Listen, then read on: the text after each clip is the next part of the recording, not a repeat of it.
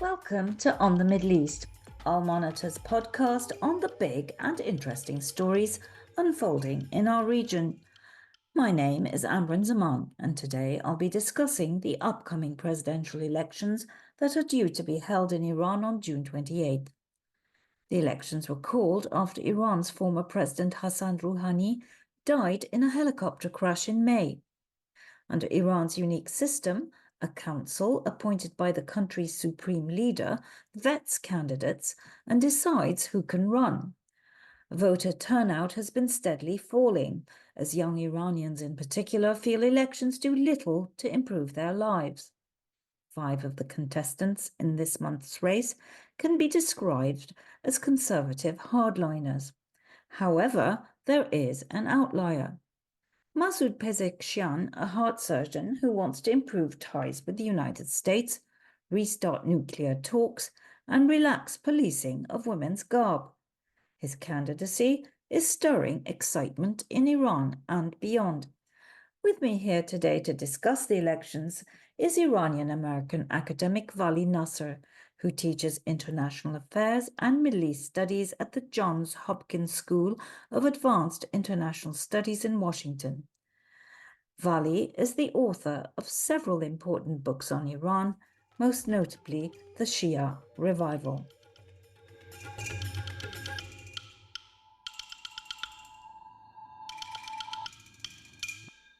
So, welcome to our program, Vali Nasr. So glad you can be with us here today. Thank you very much for inviting me. It's great to be here. So, Iran is about to have its presidential elections after a very, I would say, traumatic event, the death of the president and the foreign minister in a helicopter crash.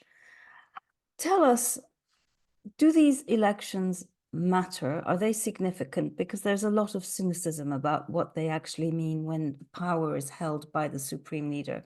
Are they significant, and if so, why? I think they are significant to some extent. They're not. Let me put it this way: they're not insignificant. In other words, whoever's president, first of all, does have impact on the daily lives of Iranians. I'll give you one example. For instance, the morality police that caused the death of the young Iranian woman Mahsa Amini had always been on the books, but the previous president, Hassan Rouhani, never deployed it. And the new president decided to deploy it. And in varieties of other, mundane things, the way people's lives work, what administrations in office, how capable they are, does have a bearing. At the political level, it is probably less significant. It's not likely to show a complete redirection of Iran's foreign policy or domestic political policies. But nevertheless, they are important in terms of the legitimacy of the Islamic Republic, right? So Iran's elections are not democratic elections in the sense that we understand in the West, because not everybody is allowed to participate. But they are more meaningful than elections, say, in the Arab world, where, in Egypt, the president gets reelected with 99% of the vote. So Iran's elections are far more open than the Arab countries, far less open than liberal democracies. And therefore, participation in the elections from the very beginning has been a barometer of the legitimacy of the Islamic Republic. And those had plummeted before. So right now, before the Iranian people, I think there's a set of things that matters, and also for the supreme leader, set of things that matters. One is the level of participation. I mean, the opponents of the Islamic Republic, inside and outside, want to sort of a repeat of low participation of the election that Raisi took presidency, the parliament to the presidency, because that basically says that there is a complete disconnect between the Islamic Republic and its people. The Islamic Republic and many in the political elite in Iran want a higher level participation in order to embed the Islamic Republic and its legitimacy. And even the supreme leader thinking about his succession, it's important for him that the system not become any more illegitimate than the previous elections made it be. And the second issue for a lot of Iranians that are debating between these candidates is basically who will be better at collecting the garbage, who is going to follow what policies. And when you listen to their debates, like the first one has already happened in Iran, there's going to be 3-4 more. In the economy, but they're not talking grandiose things in terms of we're going to be neoliberal versus command economy. A lot of it is about who can bring down inflation, who can provide better services. And France is also going through an election. I think the president of Iran is more like the prime minister of France, in the sense that he's the one who's actually going to be in charge of many basic things. And the Raisi government was viewed as being incompetent in Iran, aside from being hardliner, ideological, the kinds of things that the West focuses on. For a lot of Iranians, it combined being much more aggressive on morality issues and religious issues with being actually incompetent when it came to delivery of services and managing the economy. So the outcome, at least for those Iranians who are likely to vote, they are actually looking at actual bread and butter competence issues.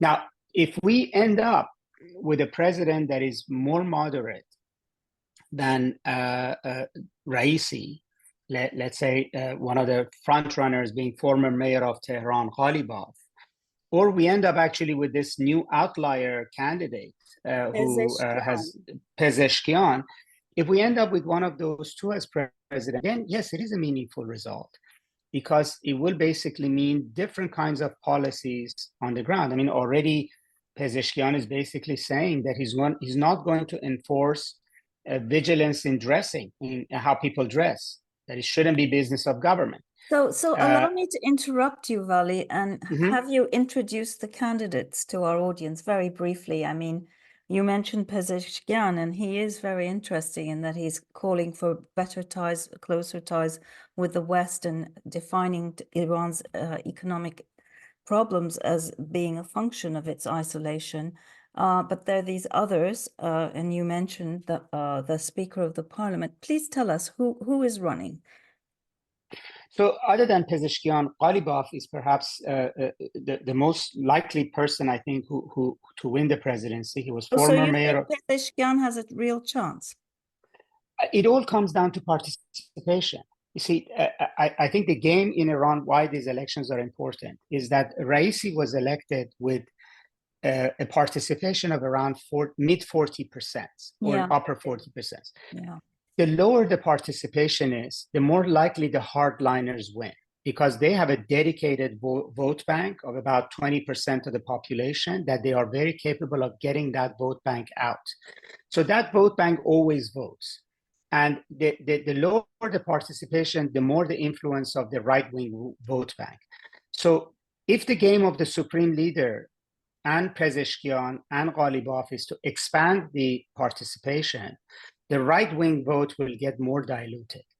If the vote gets to 50-some%, I think Pezeshkian and likely Ghalibaf would be ahead. Now, whether they can win in a first round or it goes to a second round is open to question.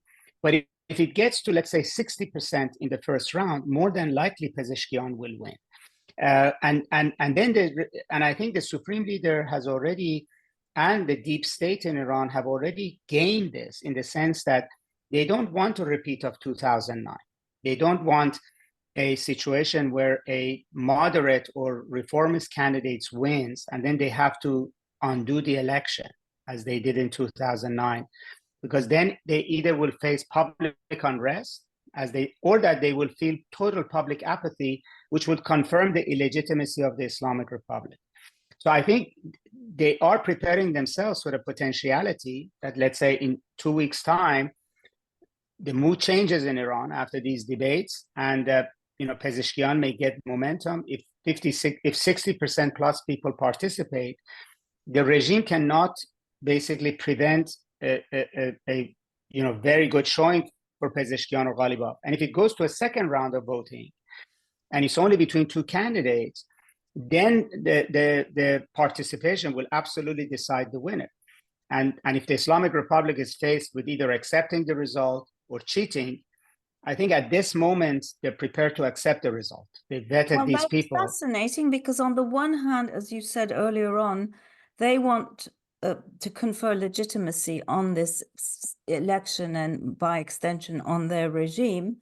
And for that, they need higher participation. And the consensus is that is why this fellow was allowed to run, correct? That's right. But That's that's a right. huge gamble because what you're just describing is that that will deliver a result that they absolutely don't want. So, Well, you know, the alternative is also dire for them. In other words, yes, there is a gamble letting Pezeshkian come in, but also there is a gamble in letting the Islamic Republic be run by one of those right-wing candidates, the prominent one being the former National Security Advisor Saeed Jalili, which is as dour, hardline, you know, anti-Western as you can get.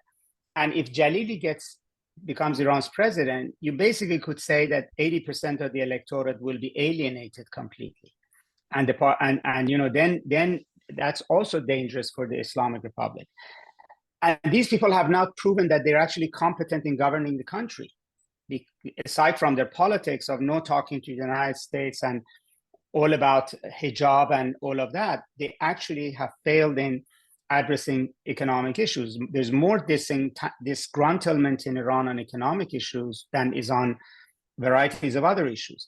But also, we have to look at Pezeshkian very closely. I mean, we shouldn't read into moderation or being a reformist or sort of a Western definition of this. You know, Pezeshkian is actually believes in the core values of the revolution. He's a pious person. Most of the political elite in Iran, including the very right wing, are viewed to be not adherence to some of the principles of that the Islamic Republic was founded on. For instance, the mayor of Tehran, current mayor of Tehran, who's running, is under charges of corruption, at least in the public arena. He's not seen as an example of piety in Iran. Right? He's seen as an example of hardline corrupt politics, but not piety. Pezeshkian is a tutor of the Quran. He knows, he's a scholar of the most important Shia text written by the first Shia Imam. He knows it by heart, apparently. So he actually is viewed as somebody who's not just parroting loyalty to the revolution without actually knowing anything about Islam. I mean, it's very symbolic for Iranians today that, you know, when his wife died, he never remarried. He raised his children. He never remarried. And in fact, for the women voters in Iran, this is pretty important because it tells you what sort of a man he is. And in fact, his daughters came to the television and you know, said, this is who our father is. He's genuinely a moral person. He's genuinely he's a heart surgeon, not right? And he's half yes, Azeri, half Kurdish. So what at least is yes, I believe he's half Azeri, half Kurdish. Some people say he's fully Azeri, but he's conversant in Kurdish. But yes, so his profile is also that he's a heart surgeon. He's a professional. He has ran universities, medical university in Tabriz. He is potentially will bring back the Azeris into the fold. And there's been a lot of Azeri nationalistic tensions in Iran. And I don't think the leadership of the Islamic Republic sees him as an anti-revolutionary. They see him as somebody who believes that the revolution has gone in the wrong direction. Do you see him as a kind of Khatami figure, a Khatami-like figure? Yes, he's a Khatami-like figure, but with one difference, is that both he and Khatami are out of step with the younger generation of Iran, who's even past reformism, is much more secular, and is very much more difficult to woo, the way Khatami was able to woo the middle class in Iran in 1997. Pezeshkian has a hard time saying, as somebody who believes in the foundations of the Islamic Republic, as somebody who's a pious Muslim, how does it relate to the younger generation Z in Iran? But one other thing that he's very much in tune with the Iranian public, he's not a corrupt man by any stretch of imagination.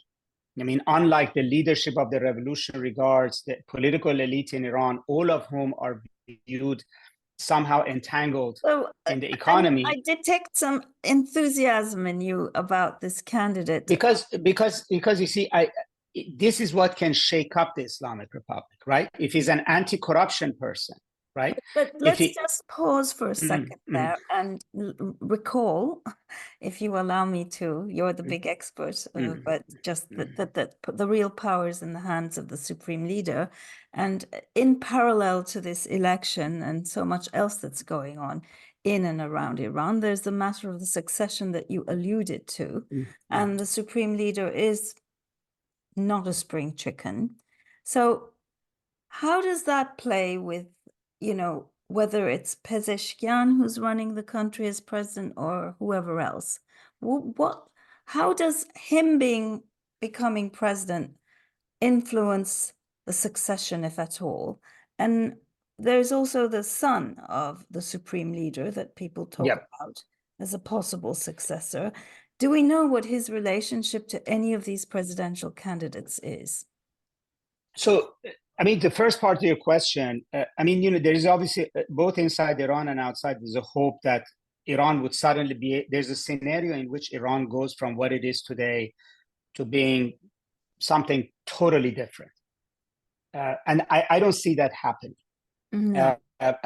Unless there is a black swan event that we can predict. I think change in Iran, positive change in Iran has to come 10 degrees at a time, right? And going from Raisi to Jalili, both for the lives of Iranians and also in terms of at least redirecting Iran in a better direction is important, right? So that I think is the level of my enthusiasm for the outcome. And if I even watching from afar said it's between Jalili and Pezeshkian, I think Jalili is, you know, going in the wrong direction, and Pezeshkian is going in the right direction.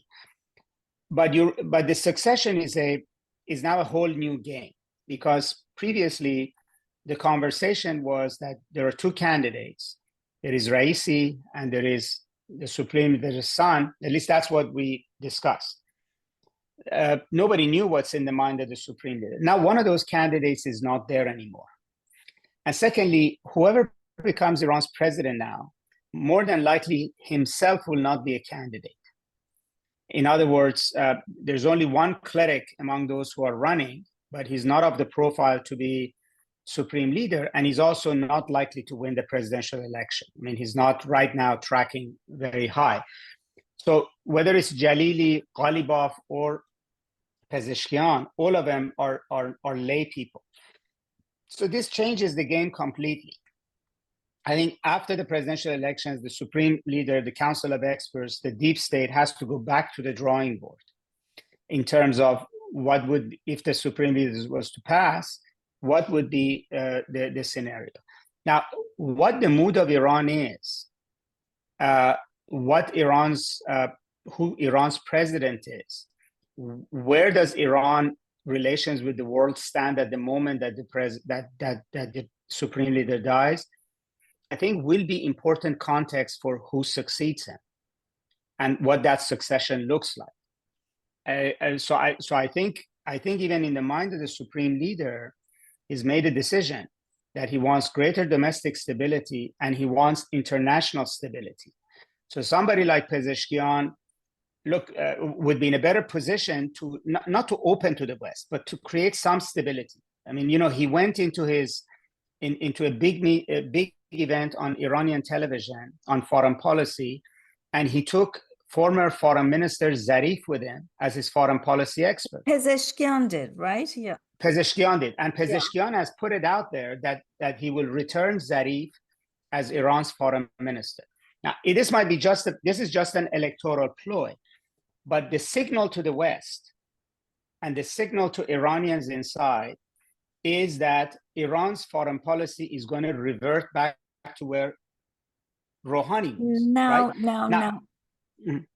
I'm sorry, I'm jumping in again, but no, please. If that were to happen, let's imagine a scenario where he becomes president, Zarif is foreign minister again. Some people in Washington, the city you live in, won't be pleased because there is a very robust lobby of you can call them neoconservatives or whatever, who are pushing very aggressively, aren't they, still today, for intervention against Iran. And I think there's a similar constituency inside Israel as well.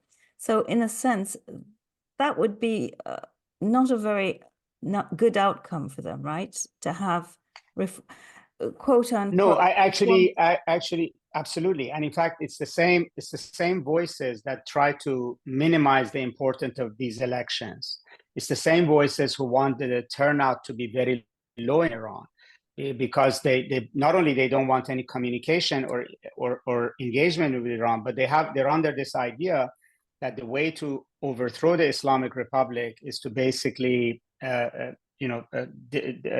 break down its whatever cohesion exists in its internal politics. I noticed that they even attacked you in writing these groups.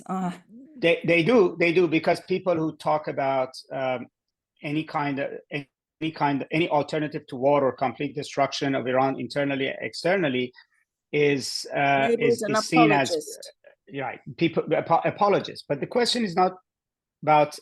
First of all, the question as an academic, I don't deal in want to haves or love to haves. You have to deal in what are actually things that are possible, and I think, and also one has to think about the daily lives of the Iranians, and I do think also is for the United States, another major war in the Middle East would be a catastrophe. For Iranians, it would be a catastrophe, and for the whole Middle East, it would be a catastrophe. And so, pushing in the direction of a final solution to Iran by not embracing any signals coming out of Iran in terms of who's president, what they give, and basically saying it's either black or white, and there is no gray area in the middle, I think it is very dangerous, and it's actually not working. But I would also say that the leadership in Iran understands enough of the West to know that a Pezeshkian or Zarif or that kind of a combination makes the idea of organizing things against Iran into black and white difficult for the West. And they played this game once before. When Iran's president was Ahmadinejad, it was very easy to demonize Iran. And even then, the supreme leader understood that if there's going to be nuclear negotiations, there has to be a moderate president and a different kind of a foreign minister in office in Iran.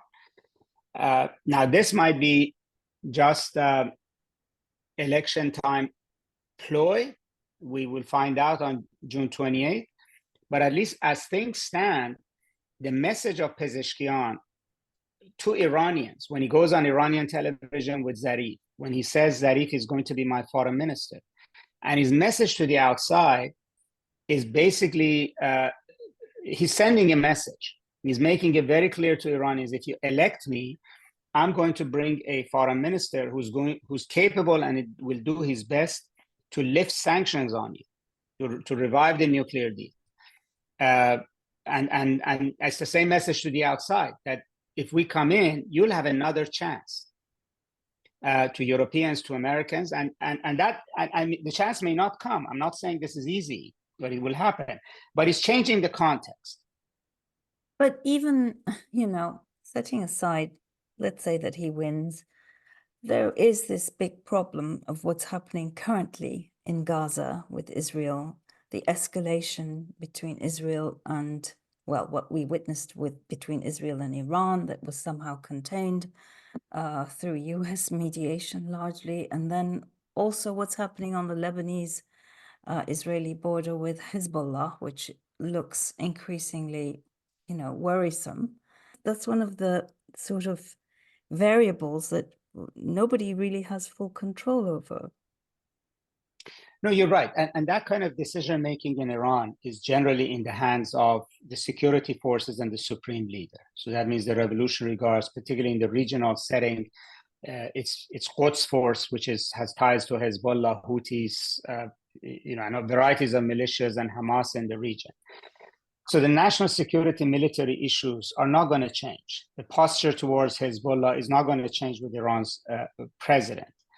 But I think whether the Iranians think that this is going to come off the rails and there's going to be war in Lebanon and it's going to be a massive escalation or not, I think, in fact, the Lebanon-Gaza war will give in my opinion, and I may be wrong here, will probably logically give the supreme leader more reason wanting to stabilize Iran domestically and engage Iran's public in support of the Islamic Republic, as well as find ways to diffuse tensions with the West, than the opposite.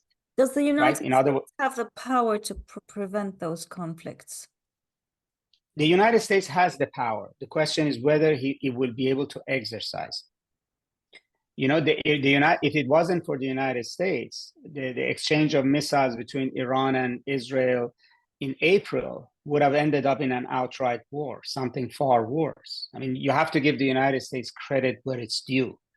They may not deserve it in many aspects of the Gaza war, but in this one case, the Biden administration, Vali, because the Biden administration, if Trump the Biden administration could have been very the Biden administration, obviously the administration that's currently in power when Gaza has happened, but they engaged in very aggressive diplomacy indirectly with Iran to try to calibrate, and then also engage very heavily with Israel to calibrate these responses. So both sides had to respond. They sent very powerful signals, each in its own way, to the other side. And then the US basically tried to contain it. And right now is hoping it won't escalate. And they're doing the same with Lebanon. In other words, they're very engaged in very aggressive diplomacy with Lebanon, less successfully. But again, the United States policy is right now that it doesn't want a war in the Middle East. It doesn't want Gaza to escalate. It wants things to come to an end so it can go back on focusing on China and Ukraine. But can it? We don't know. And there's an election in the United States in November, which again may have very unpredictable results, particularly on the region, if Trump is reelected. Do you, sitting in Washington, think that that's a real possibility? And if so, what do you think it might spell for Iran, for Israel, for the region?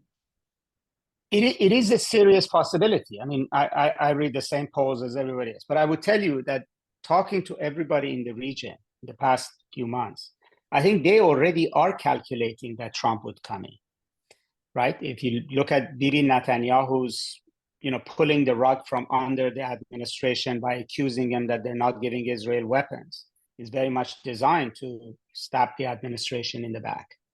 It's something that the Republicans would look at. Saudi Arabia, UAE, I think all of these countries are also sort of preparing themselves for a Trump presidency.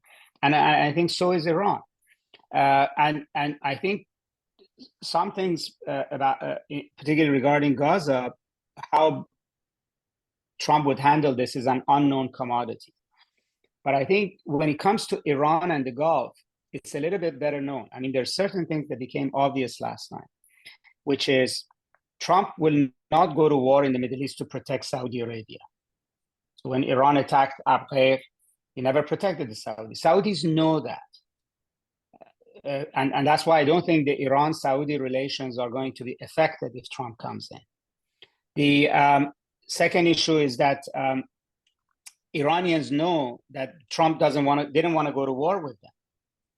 He had multiple opportunities and he backed away from it. And that also he was continuously talking about signing a deal with them.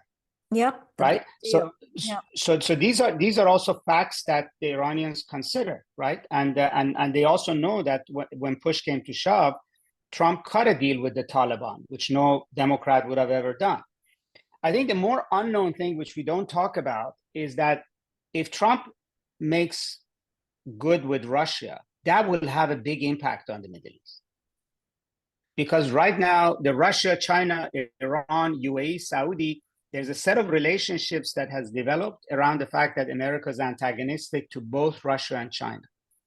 But if the Russians, basically, their position of the Russians is moved, it will impact Russia-Iran relations. It will impact Russia-Turkey relations. It will impact to some extent. In what way? Well, because right now there is trade routes and that are connecting these countries to Russia. Yes. And Russia isolated completely from Europe and the United States is looking at countries like Turkey, Iran, but even UAE as a strategic depth. Yeah. And the way it acts, it works with Iran on Gulf issues, on Syria, on Israel, is determined by Moscow's desire to preserve these relationships with Iran, let's say. But I mean, if there is détente between Moscow and Washington, clearly those relationships will flourish even more because there'll Some be aspects of it. fewer Some aspects of it. constraints on them. That's why I asked. Some aspects of it. But I think, for instance, Russia will feel less desirous to sort of, when it comes to Israel and Syria, for instance, to be on the same page with Iran. Or its pressure on Iran on a set of things in the Gulf may change, right? The nature of that dependency, I mean, the nature of the current relationship between Iran and Russia will shift. Yes, you're right. It might even make it bigger, but it might actually create fissures between China and Russia, and Russia and Iran in ways that may be a game changer. I mean, in Iranian mindset, that's more important than what Trump will do in Gaza or the Gulf. They think that part is more predictable. But will Trump come in between Russia and Iran? Or will Trump come in between China and Russia? And so the way Iran sees that the Biden administration has helped create a Eurasian landmass in alliance from Iran to Russia to China, depending on how Putin reacts, which is an unknown, is interesting. So let's put it this way: Tehran and Beijing are far more worried about Trump's presidency than Putin is, and Moscow. They may still see it as a negative, whereas Moscow sees it as a positive. And that fact in itself means that the current alliance between these three will be different under Trump, for the better or for the worse. And then if you're gaming with Iran, you're saying, well, how would the Russians behave? They already supported UAE on the 3 islands that Iran and UAE have in dispute. Will they become even more aggressive on that? What happens in Syria? They may be freed now to come back and want the bases that they handed over to Iran and Hezbollah again. Russia right now has stepped back from either supporting Israel or trying to block Israel against Iran. What would they do there? And so I think those sets of issues, is not what Trump's exact policies on the Gulf would be or on Gaza, but how it will impact China and Russia's policies in these regions is another unknown. So, but I think everybody's planning for it. Yeah. So many unknowns. So many unknowns, And exactly. we're living in really interesting times. Well, I hope I have a chance to catch up with you again after the election. It's always such a pleasure, and I always feel that we never have enough time. There's so many more questions I have for you, but I guess I'll have to wait because we've run out of time here. Thank you very much. Thanks for inviting me. It was very good being with you. Khuda Hafiz. Khuda Hafiz. Bye-bye. And this brings us to the end of this week's episode of On the Middle East. Thanks for tuning in, and don't forget to go to Al Monitor's website at www.al-monitor.com for in-depth coverage of the Middle East.